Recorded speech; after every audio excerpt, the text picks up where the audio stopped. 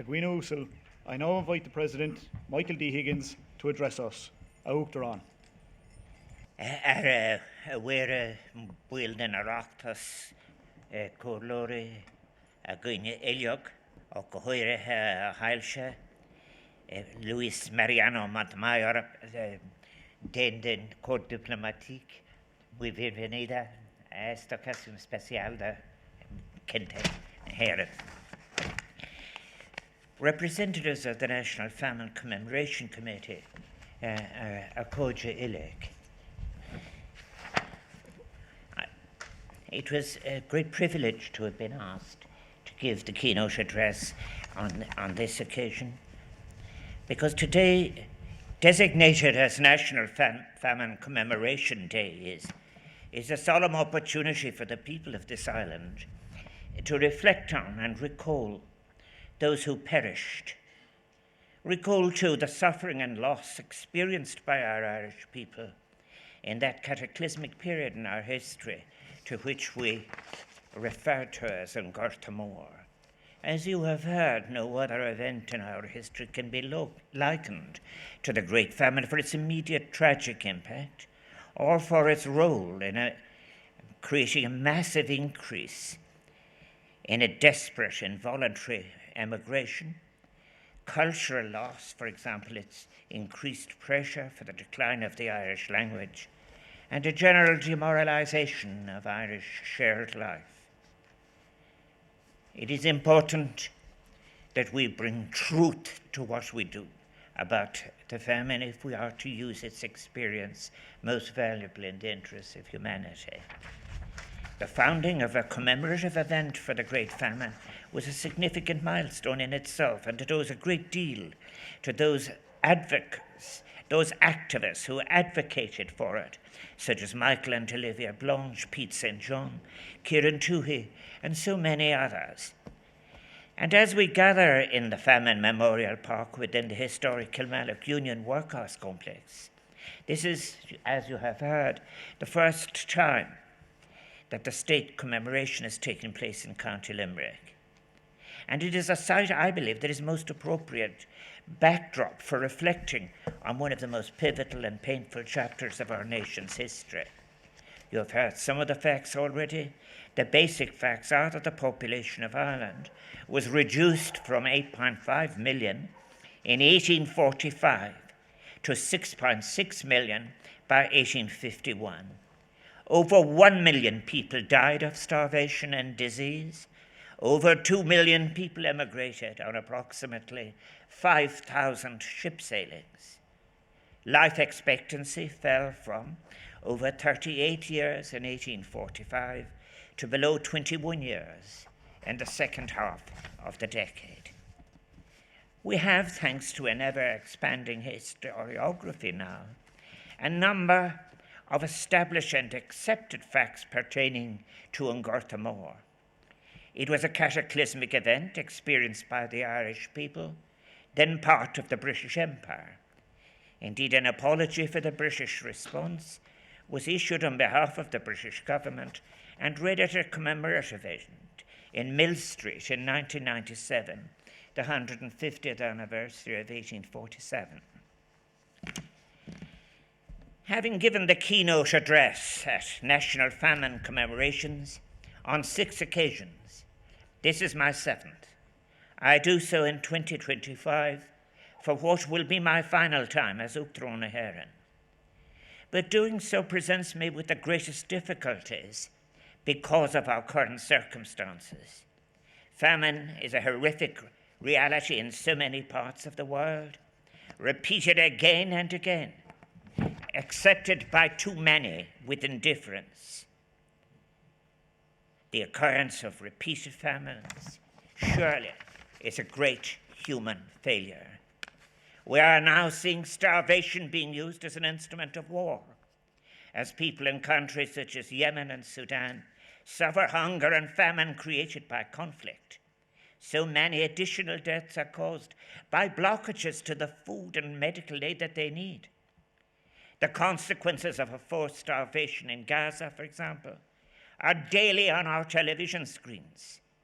In relation to Gaza, United Nations Secretary General Antonio Guterres stated with passion, and I think some despair recently. As aid dries up, the floodgates of horror have reopened. Gaza is a killing field, and civilians are in an endless death loop. The Secretary General went on to draw the world's attention to the breaches of international law involved, to the Fourth Geneva Convention, which outlaws the duties of an occupying power to ensure food and medical supplies for the population, as well as ensuring and maintaining medical and hospital establishments and services, public health and hygiene. The Irish government, with others, is asking all of the members of the European Union to act together to avoid what is now facing us as I speak, a massive loss of life. The collapse in humanitarian aid and assistance across the globe has left a significantly reduced humanitarian capacity. And where it exists at all, access to those affected is impacted by conflict and often civil strife. As I meet you, trucks with vital food, medicine and water are blocked at 3 entry points to Gaza. 2 sets of Irish aid are located in Amman and Jordan and cannot have access. Hunger and displacement are among the greatest challenges facing the world. At their root, of course, may be the impact of climate change, which is contributing not only to immediate conditions of famine, but also to the ability of breaking and limiting food dependence in the future. And that phrase, food dependence, is important. Food dependence means being free to meet your food needs without relying on the surpluses of others indefinitely. It is when we acknowledge the assumptions and the related indifference that stands behind the facts that are the experience of those we see dying on our television screens, and it is when we speculate on the full impact of the ideological context that is coming to dominate, and its influence on policy, and its implications for any morality that we experience, that we are best prepared to use our own famine experience in such a way as might generate an appropriately ethical response to the obscenity of recurring famines in our own time in different parts of our shared vulnerable planet, and the assumptions that are responsible. What stands behind the insufficiency of response, the disgraceful insufficiency of response from so many of the powerful? The historiography of the Irish famine I decided I would refer to in my final address. It's historiography like that of the War of Independence and the Civil War. And my father was here at the Cork No. 2 Brigade during the War of Independence and the attack on Kilmallock's barracks. But there was a time when we suggested maybe we should drop all memory. But we cannot drop our memory, particularly in relation to the famine. There was pressure to pass it over, to move on to contemporary constitutional issues and what we have achieved. Indeed, the historiography of the famine was marginalised until the mid-1990s, when scholars such as James Donnelly, Kirby Miller, Patrick O'Sullivan, Cormac O'Grota, Christine Keneally, Garrod O'Toohick, Thomas Kennelly, and others all helped to give the famine its thorough and appropriate treatment in Irish historiography. Most importantly, the most serious scholarship on the Irish famine has now agreed that the primary contextual features that influenced the response to the famine were based on ideological and political assumptions that carried a particular view of emerging modernity and rationality, seen as an inevitable view of the future, which was perceived as being beyond the Irish people and upon which they needed instruction. This is reflected not just in the writings of politicians, but, for example, in the campaigns of Archbishop Richard Whately and leading economic theorist of the time, Nassau Senior. And we're all indebted to scholars such as Professor Tom Boylan and Dr. Ciara Boylan, who have produced invaluable work on the Whately project. The ideological assumptions of Whately and those such as Nassau Senior have been, of course, critiqued, and in those excellent entries of the famine folios kept at Quinnipiac University, Death by Discourse, Political Economy and the Great Irish Famine by Tyg Foley, he gave us examples of Whately's easy lessons on money matters for the use of young people. Such work exposes the iron fist barely concealed behind the invisible hand of the market. For example, Nassau Senior speculating on whether the act of Providence he saw in the famine would be sufficient to change the Irish in the direction of a necessary and altered rationality that accepted the marketplace, stated that, I quote, "The death of only 1 million people in Ireland will scarcely be enough to do much good." As Tyg Foley put it, English establishment during the time of the famine attributed the catastrophe it constituted to moral flaws in the Irish character, such as improvidence, backwardness, indolence, a tendency towards disorder and lawlessness, overpopulation, factors considered to be barriers to economic progress, modernization, in effect to Anglicization, the causes and effects of a flawed people. It demonstrated a perceived widespread ignorance of laissez-faire economics on the part of the Irish, which by the mid-19th century, such a philosophy had attained a scientific supremacy in the hegemonic discourse. In 1847, William Neilson Hancock offered 3 lectures on the questions: should the principles of political economy be disregarded in the present crisis? The answer was an unequivocal no. In fact, reading the early contributions to the Journal of the Statistical Society, it becomes obvious that that society was founded not so much as a humanitarian response to the famine, but in order to defend the laws of economics, then seen as being under unprecedented attack. Perhaps the most insightful quotation that helps to explain the prevailing ideology of the time, one that combined providentialism with free market economics, is that of Edmund Burke, who spoke of the laws of commerce, which are the laws of nature, and consequently the laws of God. Recent work on the philanthropic donations during the famine are now very extensive. Such donations as came from, among others, the convicts of the prison hulks, the Choctaw and the Cherokee, peoples on their reservations, the newly freed slaves in the Caribbean, Quakers,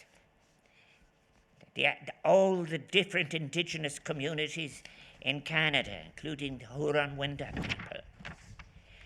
Recent research from Dr. Jason King and Professor Mark McGowan of the University of Toronto has unearthed writings from individuals in the First Nations of West Canada, which included handwritten notes from the mid-1840s, in which they write, and it's interesting, of how very sorry they are that the children of the Great Mother, who they consider their brothers and sisters in Ireland, are suffering. Universally, they are distressed and empathetic, writing of how they would have given more money, but they themselves are poor. These are people who had virtually nothing, and yet were willing to forego what little they had, having borne similar pain themselves in their own past. They share a sense of the collective, of a shared ancient hospitality in their culture. This research unearths evidence that had been suppressed by governments and by the church, both of whom feared the consequences of such acts of shared hospitality and generosity becoming public knowledge. It would lead to an ideology for action, especially by marginalised groups. The famine in Ireland, then, and indeed those famines elsewhere, including India, can be seen as a collision between the assumptions of ancient human versions of hospitality in relation to necessities, and a late 19th century extreme individualism. It is a contest of the universalizing ambitions of an individualism versus diverse versions of a shared humanistic collective. Before the famine, too, and long after, land and its use, its ownership, was a basic issue. And it needs to be recognized that large-scale evictions preceded the famine, continued during the famine, and succeeded it. Before the famine and for long after, as I've said, land was a basic issue. And during the famine, before the famine, during the famine and succeeding it, large-scale evictions were continuing. Ciaran O'Murchu gives us an example appropriate for the setting in which I give this paper. And this will interest Limerick people, the city in which I was born myself, giving evidence later to a British Parliament Select Committee inquiring into the famine. Francis Spate, I remember it well, a Limerick merchant and ship owner, stated, "I found so great an advantage of getting rid of the pauper population upon my own property that I made every possible exertion to remove them. I consider the failure of the potato crop to be the greatest possible value in one respect, in enabling us to carry out the immigration system." Spate, who had purchased a 4,200-acre North Tipperary estate called Derry Castle, was the owner also of 6 small vessels, which would carry a high proportion of those sent out of Ireland onto the high seas. Spate was a well-known proponent of so-called landlord-sponsored immigration, attracted by the large profits to be made by replacing the ballast on the outward journey with paying emigrants. As Ciaran O'Murchu has written, during 1847, 85,000 people were recorded as having experienced immigration in this fashion. There is, of course, a deeper layer of history associated with the contest for land and what it might produce. Spate was one of about 10,000 landlords whose ancestors had been the beneficiaries of a 17th century confiscation of lands that transferred almost the entire land stock of Ireland from Irish Catholics to British Protestants. However, a great gulf divided the wealthiest 50 or so landlords, mostly titled English absentees, from those such as Spate with relatively modest holdings, typically about 2,000 acres, who found themselves obliged to supplement their rental income from other sources in order to sustain a lifestyle that would not otherwise have been possible. As to the response, and this is where we are, of Gorta more, the development of workhouses and institutions related to them, the conditions associated with entry to them, the worst that were defined as requiring to be worse than the worst conditions outside, have been the subject of early work such as that of the late Dr. Francis Finnegan, who shone a light on the assumptions of the workhouses as a project of poverty. And there are now very substantial accounts of the dying, impoverished Irish response to the workhouse. For those who sought to avoid the workhouse, very many of them found the requirements of the public work schemes beyond their capacity, owing to their weakness that came from hunger. Those involved in public works reflect, O'Murchu tells us, the varying levels of destitution. At the height of their operation in March 1847, public works were crucial for the survival of 734,000 labourers who toiled on them daily, and to their families who together comprised a total dependency of 3 million persons. As O'Murchu has written, public works employment was skewed towards counties in the west and south, which of course reflects the imbalances in suffering. The daily average numbers of persons employed in counties Cork, Galway and Limerick were 42,000, 33,000 and 26,000 respectively. In Down and Antrim, and there is an issue about land there, had figures of 335 and 270, reflecting a far lesser extent of destitution and different land arrangements. James Donnelly, Cormac Gorta, Christine Keneally, Patrick O'Sullivan continued and broke such important ground in relation to Irish historiography. But one of the most recent is Padraig Scanlon's work, and he puts the Irish famine in a context that includes conquest, colonisation, and dispossession. Scanlon writes of how the socio-economic and political system was one shaped by conquest and colonialism, and fatally for the poor. And we must learn from this for today, by a conviction that austerity in the market would deliver progress. The legacies of conquest and colonialism, addressed by a deep imperial faith in markets, commerce, and capitalism as the only remedies for social problems, even amid the most catastrophic ecological and economic collapses. This, he suggests, produced what he calls the most rotten policies. When we assess the causes of the famine, the word rotten is one that is omnipresent. The rotten potatoes that resulted from Phytophoria infestans, the blight that ravaged Europe's potatoes from 1845, starting in Belgium, having been imported in 1843 from the United States as tubers for planting a seed in 1844. The rotten policies that, as far as Ireland was concerned, were Westminster's disastrous response to the Irish famine, and the rot before the rot, the socio-economic, political, and ideological assumptions and systems that by the 1840s had made the poor vulnerable to disaster. The Irish famine was but one of the 19th century British Empire's many famines.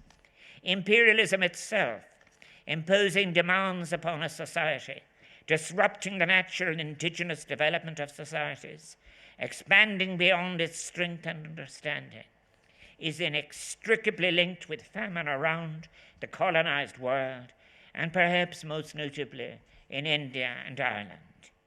Garrod O'Toohig's seminal contribution, Ireland Before the Famine, showed how the imperialist forces predating the famine gave rise to economic catastrophe, over-dependence on potatoes, poor living standards, land tenure insecurity, all of which precipitate and cause the calamity that is the famine.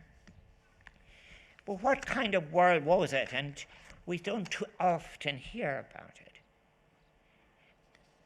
At that time, just under 4,000 people owned 80% of Irish land. Around 2,000 owned 93% of Scotland. Approximately 5,000 owned more than half of England, and 700 owned 60% of Wales. These figures are not accidental, they are important structural contributors to what happened in the Irish famine and elsewhere. In Britain, large landlords rented their land to wealthier farmers who in turn rented hundreds of acres and employed labourers. In Ireland, the average farm was a large farm was 50 to 100 acres, with rent often equal to the entire value of saleable produce. In 1845, 505,000 farmers, that's a third, accounting for 1.75 million people when you put the dependents in, they leased plots of less than 10 acres.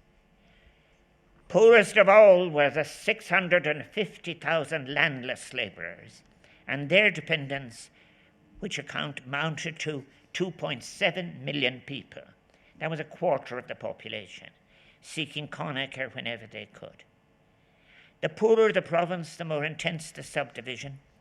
In Munster here, Limerick and Clare, 1/3 of the rural population lived on a half-acre plot or less of potato-growing land. In Connacht, 44,000 farms out of a total of 46,000, that's 95%, were under 15 acres. But the consequences of the famine fell most severely on the landless labourers as a class. The class of Cosher and Connacher farmers shrank from 134,000 in 1841 to 36,000 a decade later. They are gone and they are dead. The number of holdings under 5 acres fell from 440,000 to 124,000. A land model dominated by landlords, moneylenders, and speculators, epitomised an extractive capitalism with its aversion to communal welfare. And of course, land hunger would remain a constant in Irish rural society.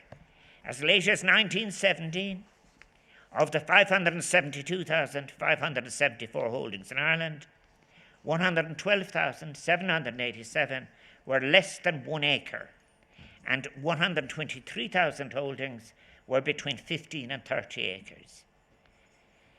I think interesting to know, by the time of the famine, the Irish economy was overwhelmingly agricultural. Out of 14 million acres under cultivation, out of a land area of 20.2 million acres. 1841, the census tells us that only 32% of males were engaged in non-agricultural employment. So there was just the linen industry in Ulster, which had been in decline since 1800, and employment anywhere other than on land was not an achievable option. The changes that were taking place by clearances and evictions were having a devastating effect on the poorest, who experienced an enforced dependence on a single source of food, the potato. The number of evictions grew during the famine, 11,166 in 1847 to 16,900 in 1849. I want to say something that has been neglected as I finish in that, and that is about the famous Reverend Dr. Thomas Nulty, Bishop of Meath, who in his contribution back to the land, published in the United States in 1887, sold 1 million copies, and he said, Nulty, Irish landlordism of the 19th century, he said, was based on a claim to absolute property rights, according to quit made tenants dependent. I quote him, for the right of earning their bread on the farms which their forefathers enriched with their toil, on the arbitrary and irresponsible will of their landlords, who perceived not even the most basic obligation to keep them from dying of want. Nulty was resolute in his opposition to the idea of an absolute right to property on land without responsibility. I infer that no individual or class of individuals can hold a right of private property in the land of a country, that the people of that country in their public corporate capacity are and always must be the real owners of the land of that country. So I think in of it all, most recently, James Joyce in Ulysses makes reference to Bishop Nulty, but Luke Gibbons has written of him. In the shrill discourse of the period, it is not surprising that Nulty's essay drew charges of being communistic from the London Times, and its international publication in Patrick Ford's Irish World newspaper. That's it. This emphasis, as argued by Nulty, decades after in Gorta more on subsistence and socioeconomic rights, it offered a defiant challenge to the prevailing political economy of the period. Very, very much decades earlier, Malthus and his followers considered the Irish situation of the 1840s as hopeless, believing that fixed laws of nature constituted the only means by which God's progressive purpose could be achieved on earth. And with such a theology in mind, the arrival of the famine was seen as evidence of the disapproval by divine sources of overpopulation, and thus necessary to annihilate surplus population. This sense of providentialism. I think Charles Trevelyan, the senior British Treasury official in charge of famine relief, in his 1848 book, The Irish Crisis, offered us the following. What a direct stroke of an all-wise and all-merciful providence, the sharp but effectual remedy by which the cure is likely to be effected, one which lays bare the deep and inveterate root of social evil. God grant that the generation to which this great opportunity has been offered may rightly perform its part. It is thus the role of laissez-faire economics is critical in any description of the causes of an Gorta more. And while all this was going on, agricultural exports from Ireland to Britain had been increasing for decades. Wheat exports increased in 1800 from 749 quarters to 661,776 quarters on the eve of the famine. 85% of the imported grain of Britain, meat, butter and livestock, during the 1840s came from Ireland. By the end of 1846-7, an estimated 400,000 people had died of starvation and disease. Children watched their parents die and were too weak to move their bodies. And it would be very dishonest of me if I didn't say how I cannot dispassionately wonder how television audiences are watching parents watching their children die and be emaciated and malnourished as they are now in so many parts of the world. As well as those who starved, others died of malnutrition, others died because of a failure to adjust to a diet of maize. But I think, despite the fact as well, whatever the disadvantages of maize, the fact that it was providing food for up to 3 million people meant that the closing down of the soup kitchens after just 6 months from March to September of 1847 had a huge effect. The British government had allocated £8 million to the project, and it is interesting that in the same period they had allocated 20 million for compensating the owners of slaves after the abolition of slavery. These policies too, and I think particularly the quarter-acre clause, which required people to cinder all but a quarter of an acre of the ground without entering the workhouse, were all aspects of the consequences of a predominant kind of economics. Richard Townsend, who devoted his time in Skibbereen and Schull to the care of the poor, of the poor, spoke of, in his area, 50% of the people had died, and he was one of the first to lay the blame on the economic theories guiding it. To finish, we are, as you have heard, speaking in Kilmallock Famine Memorial Park. The site for this year's National Famine Commemoration, built on a burial ground where many famine victims, mostly undocumented, were laid to rest in mass graves. The park contains the Kilmallock Union Workhouse, erected in 1839-40. It is one of 163 workhouses that once operated across Ireland. And the conditions were similar. Designed by the Poor Law Commissioners to house 800 people. It contained 1,397 at the peak of the famine, and it was operating at 75% above its capacity. In the final 12 weeks of 1848, 230 people died in that workhouse.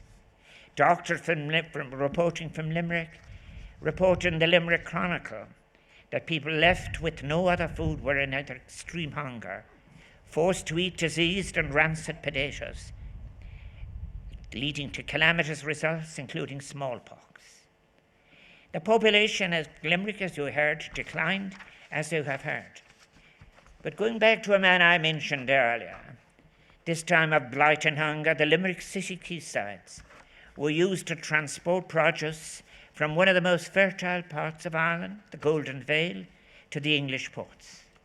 And Francis Spate, the Limerick merchant, landlord and owner of 6 vessels, recorded 386,909 barrels of oats, 46,288 barrels of wheat, shipped out of Limerick between June 1846 and May 1847. The same Limerick quaysides were the departure point for those attempting to flee the famine, sailing across the week. 1 week in April 1850 saw 4 ships, the Mary Brennan, Congress, the Triumph and Hannah, the smallest immigrant ship, sailed down the Shannon towards the Americas, mostly young people on board. The Hannah at 18 metres could hold 60 passengers and 8 crew, and yet it made 8 transatlantic voyages. as many as 40,000 people, 20% of all the immigrants during 1847, died on the voyage. 5,000, I think, as well, of those who left were also deported for political reasons, of those Thomas Kenneally's Great Shame has written.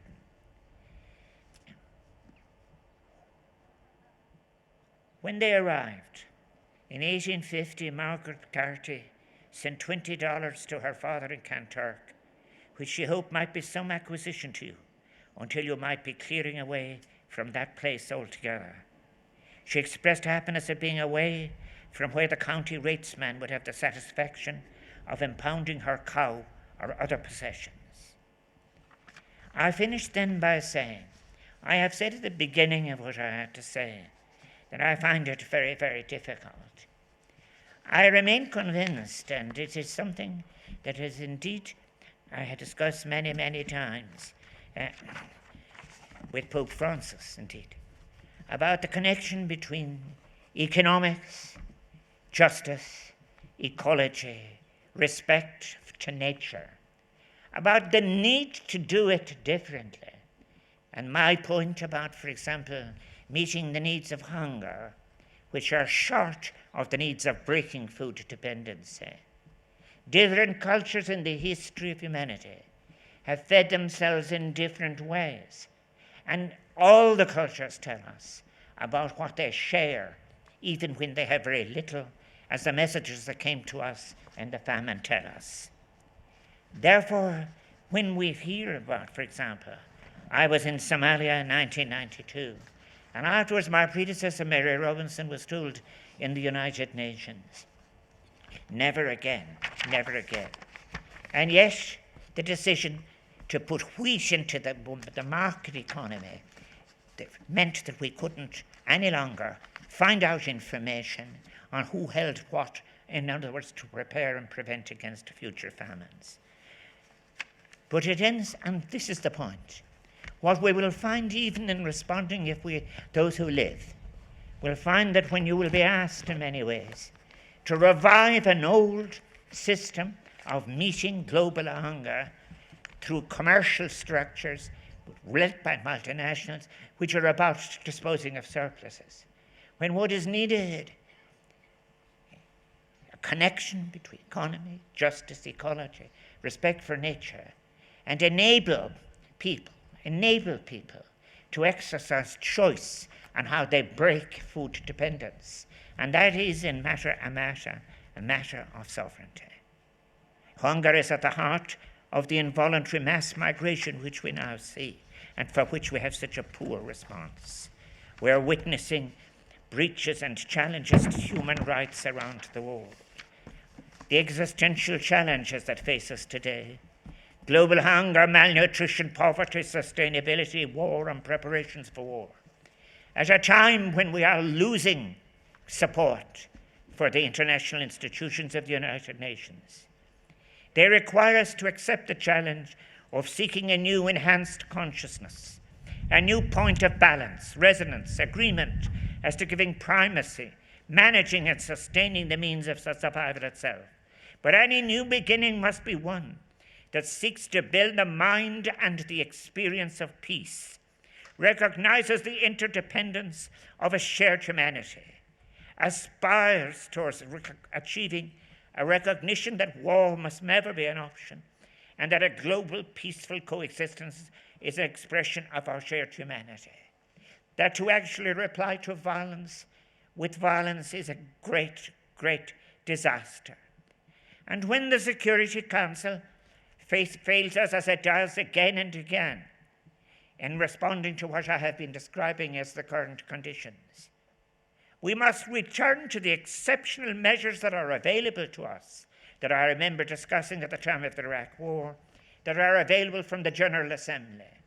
The General Assembly must speak and act if, in fact, the Security Council refuses to deal with the terrible famines that are now facing us in those parts of the world.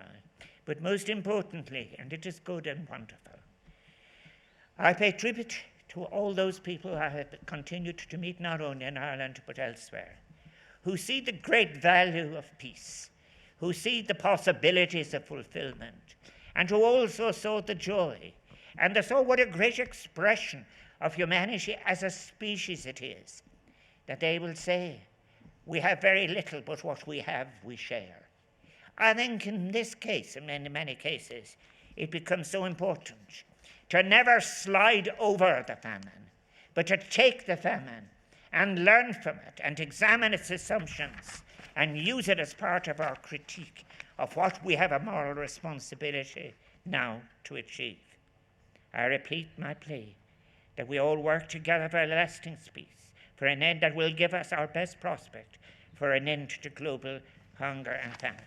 Ma míle fuicas le vas ar fáide éisteachla, is bergach panna tan tácaí, dí féin agus na clangas íd san atá braire, ma fuicas liv, Carmag.